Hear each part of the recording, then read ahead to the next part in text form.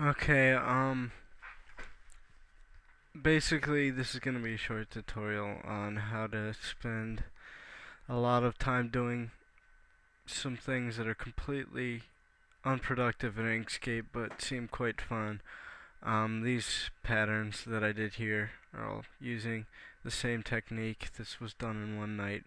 I was just fooling around with the idea, but it turned out to be pretty fun. So I'm going to give you the basic idea of how to do, pretty much anything that you see here.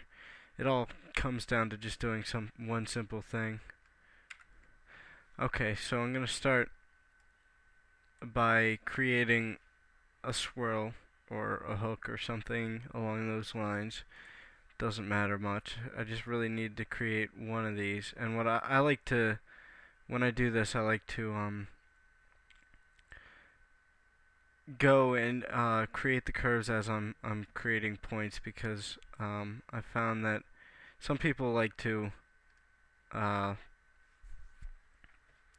create straight lines, points between straight lines, and then edit the curves later, but that can end up being not as fluid, and this sort of saves time once you learn how to do it.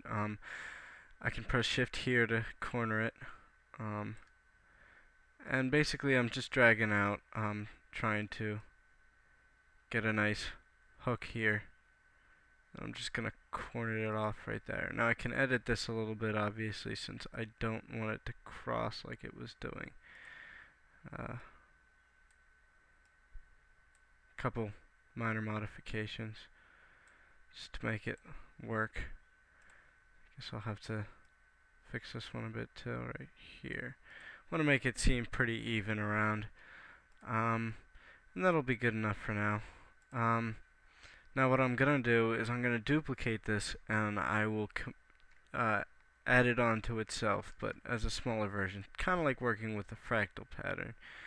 Um, I'll just make it smaller, maybe rotate it a bit, and have it intersect this at some point in a manner that seems somewhat, smooth. So that should work for now. What I'm going to do is I'm going to select both of them. I'm going to go to Path Union, and now I have this solid shape, slightly smaller swirl on there. I can add, again, duplicate this, and you see as we do this, it's going to get faster and faster, and more detailed more quickly. Same idea, make it smaller. Now I could add it on, do the whole fractal thing and add it on in the exact same fashion, or I could slightly do it in a slightly different manner, like add it on this way, so that it's not like just a continuous stream of the same exact thing. I'm gonna add this.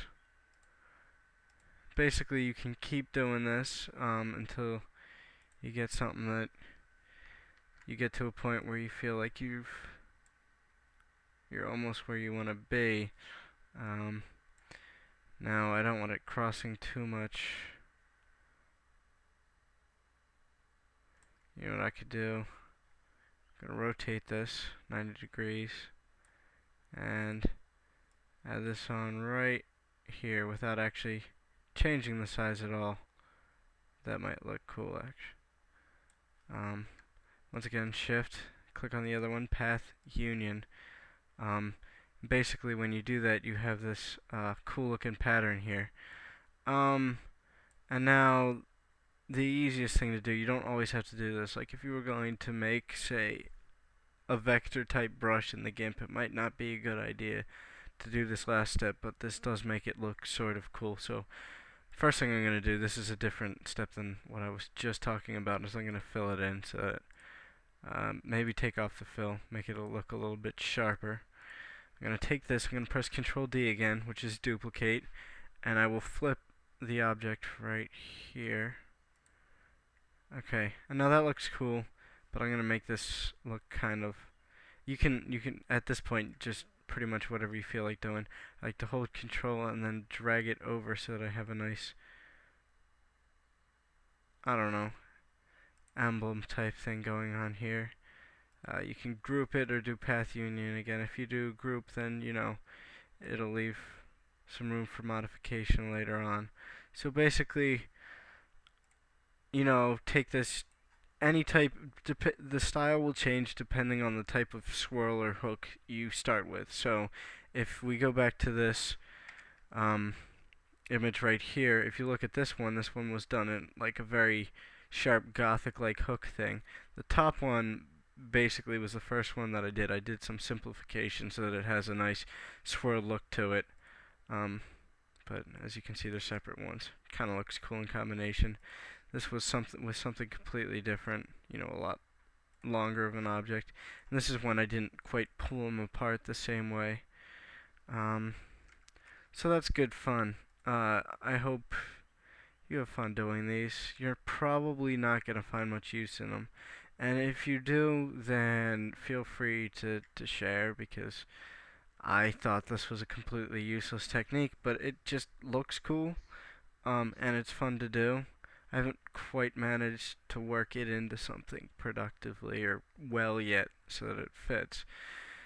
But it's probably good practice with the curves tool anyways. Okay, well, peace out.